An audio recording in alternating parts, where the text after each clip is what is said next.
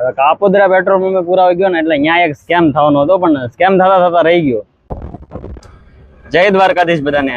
તો હવે ઓફિસ જવા નીકળો તો ત્યાં એક ફ્રેન્ડ નો ફોન આવી ગયો કે ભાઈ હાલ હવે અત્યારમાં જરીક નાસ્તો કરવાનું મન થયું છે. એટલે મેં કીધું હાલ ના ભાઈ મારે ઓફિસ એ સાઈડ જ જવાનું છે, એનું ઘર રસ્તામાં આવતું હતું. એટલે મેં કીધું હાલ તારા ઘર બાજુ આવું છું, તૈયાર થઈ રહે, પછી આગળ આપણે જાય નાસ્તો કરવા માટે.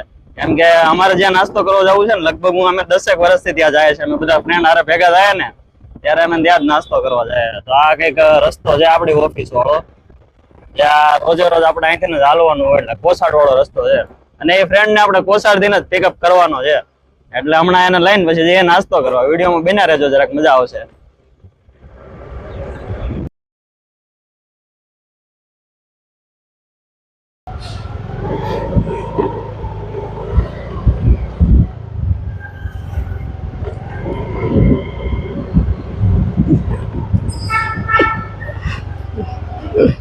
શું રાખે સારું નાસ્તો કરવા જવું એમ નથી? હાલો તો હવે જો 10-15 વર્ષ જૂના ફ્રેન્ડ છે ને નાસ્તો કરવા જાય છે. કઈ બાજુ જવાનું છે? આલુપુરી ખાવા. હવે કિરણભાઈ જો તો વિડીયો જોતો હોય ને તો અમે બે જાય છે આલુપુરી ખાવા માટે. એને બોલાવી લે તો થાય. હાલ ભાઈ તું જોતો હોય ને તો કાલ હવે શનિવાર છે એટલે આવી જાય ને હવે રવિવારે આપણે જઈ આવીએ પાછા. બીજું શું હોય? હાલો ત્યારે.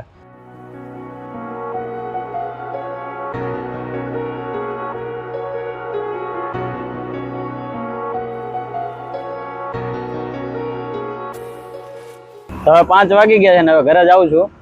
પણ ઘરે જતા જતા રસ્તામાં પેટ્રોલ પૂરું થવા આવી ગયું. એટલે મેં કીધું કાપોદ્રા પેટ્રોલ પંપ થી પેટ્રોલ પુરાઈ લો. પેટ્રોલ પુરાવામાં થયું એવું કે આજે સ્કેમ થતા રહી ગયું છે. હવે હું તમને આગળ વિડીયોમાં કહું સ્કેમ કઈ રીતે થવાનું હતું અને તમારી હારે આવું સ્કેમ થઈ શકે, બરોબર? એટલે હમણાં હું તમને કહું, પણ એ પેલા પાણીપુરી ખાઈ લઈએ ને નાસ્તો બસ્તો કરી લઈએ. કેમ કે ઓલરેડી 5 વાગી ગયા છે ને હવે ઘરે જવાનો ઓલમોસ્ટ ટાઈમ થઈ ગયો છે. એટલે પેલા નાસ્તો કરી લઈએ ને પછી હું તમને આગળ વાત કરું કે ભાઈ પેટ્રોલ પંપ ઉપર મારી હારે સ્કેમ થાય એવું હતું અને કદાચ તમારી હારે થઈ શકે.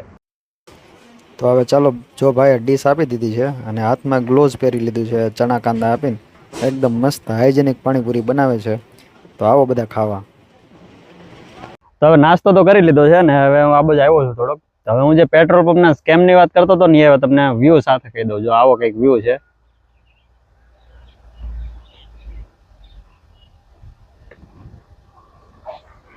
હવે પેટ્રોલ પંપે થયું એવું, કાપોદ્રા 2 પેટ્રોલ પંપ છે, બરાબર? નામ એટલા માટે નથી લેતો કે મારી પાસે વિડીયો પ્રૂફ છે નહીં.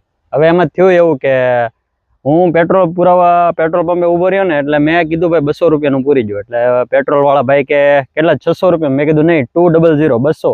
અને પેમેન્ટ કરીને પહેલાં મેં એને મોબાઈલમાં સ્ક્રીનશોટ બતાવી દીધો અને ડિટેલ બતાવી દીધી કે 200 રૂપિયાનું નાખી દો.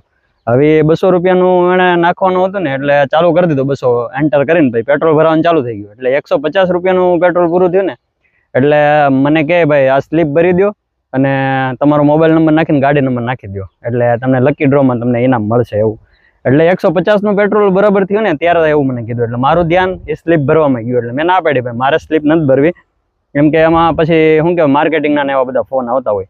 એટલે મેં કીધું મારે ભરવી નથી ને તમે રહેવા જો. ત્યાં બરોબર એ કરતા મને કહે તમારું પેટ્રોલ થઈ ગયું. એટલે એને કીધું ને એવું એટલે તરત મારી નજર ગઈ કે ભાઈ મેં 200 રૂપિયાનું કીધું ને મેં 150 જ કેમ છે? તો મેં એને એમ કીધું ભાઈ મેં તમને 200 રૂપિયા બતાવ્યા ને. એ કે મને લાગ્યું 150 રૂપિયાનું જ હશે. મેં કીધું ભાઈ તમને મેં સ્ક્રીનશોટ બતાવ્યો, તમને મેં 2 વાર કન્ફર્મ કીધું. એ કે તો ભૂલ થઈ ગઈ મારી. એમ કરીને એને પાછું 50 રૂપિયાનું નાખી દીધું. તો હવે જો મારું ધ્યાન કદાચ ન ગયું હોત ને તો એ 150નું જ નાખત. અને આવું મારી યાર બીજી વાર થયું છે. એકવાર કતારગામ પેટ્રોલ પંપ છે ને ત્યાં એવું થયું હતું, 300 રૂપિયાનું નખાયું ને એટલે લગભગ 50-60 કિલોમીટર આવીને એટલે રિઝર્વમાં આવી ગઈ ગાડી. કેમ કે મારી ગાડીમાં થોડીક આમ પ્રોબ્લેમ હતી એટલે મને લાગ્યું કે ભાઈ કાંટો ચોટી ગયો છે, એટલે મેં કંઈ જોયું નહીં. એટલે આવું કંઈક હતું. હવે વ્યૂ તો મસ્ત છે. બસ તો મારે એટલું તમને કહેવાનું હતું કે ભાઈ જો તમે પેટ્રોલ પુરાવા જતા હોય ને તો જરાક ધ્યાન રાખવું. કેમ કે આવા સ્કેમ કરવાવાળા ઘણા બધા છે. તમને પેટ્રોલ પૂરતી વખતે તમને બીજી કોઈ વસ્તુમાં એ લોકો આમ ટ્રાય કરે ને કે ભાઈ તમને બીજી વસ્તુ બતાવવાની, તો એ વસ્તુ થોડીક વાર માટે ઇગ્નોર કરી લેવાની. પેટ્રોલ પંપે ધ્યાન રાખીને પહેલાં જોઈ લેવાનું. અને એક બીજી વસ્તુ મારે તમને કહેવાની છે, આગળના બીજા લોકેશન ઉપર જઈને તમને કહું. તો હાલો હવે લોકેશન તો મસ્ત છે, વ્યૂ મસ્ત છે ને સનસેટ થવા આવ્યો છે.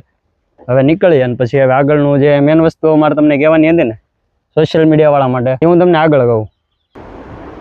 તો હવે આવી ગયો છું આ બધું રેલગાડીના પાટા પાસે. દેવત ગામ નજીક આ જે રેલવે ટ્રેક છે ને ત્યાં આવી ગયો છું. થોડુંક કામ હતું એટલે આવ્યો હતો. અને તો ભાઈ હવે જો આ બાજુ આવી ગયો છું બીજો પાછો ગામડા બાજુ. હવે વસ્તુ એવી હતી કે આગળ તો મેં તમને કહી દીધું કે ભાઈ પેટ્રોલ પંપમાં સ્કેમ કઈ રીતે થાય છે, પણ બીજી એક વસ્તુ મારે થોડીક આમ શું કહેવાય ફની વેમાં એક કહેવી હતી.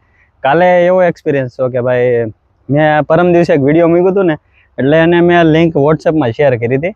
એટલે વોટ્સએપમાં લિંક શેર કરીને એટલે ઘણા લોકોએ જોયું, મતલબ 70-80 લોકોએ જોયું. હવે એમાંથી લિંક પર ક્લિક કરીને વ્યૂઝ કેટલા આવ્યા, 25-30 લોકોએ વિડીયો જોયું.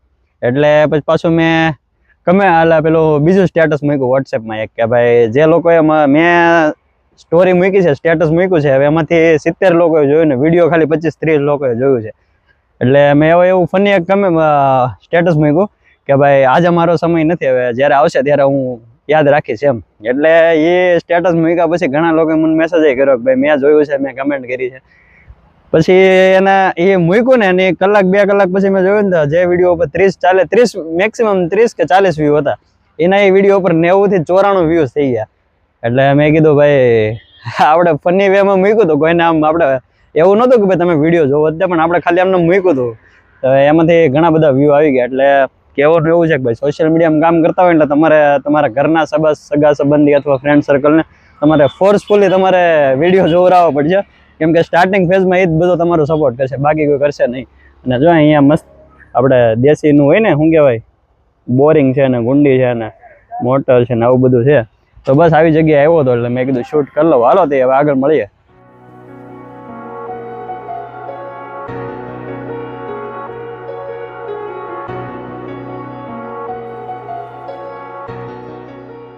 તો લગભગ 9:30 જેવું થઈ ગયું છે ને ઘરે આવીને જમીન બધું કામકાજ પતી ગયું છે. હવે આ વિડીયોનો છેલ્લો શોટ છે અને આ હમણાં રેકોર્ડ કરીને પછી એડિટ કરીને વિડીયો પોસ્ટ કરી દઈ. વિડીયો જો સારું લાગ્યું હોય ને ઇન્ફોર્મેટિવ લાગ્યું હોય ને તો વિડીયોને જરાક લાઈક કરી દેજો, તમારા ફ્રેન્ડ સર્કલમાં શેર કરી દેજો. અને પેટ્રોલ પંપના સ્કેમથી બચવા માટે જ્યારે પણ પેટ્રોલ પુરાવા જાવ ને ત્યારે પેટ્રોલ પંપે પહેલા મીટર પર નજર રાખવાની, બાકી બધું કામ પછી કરવાનું.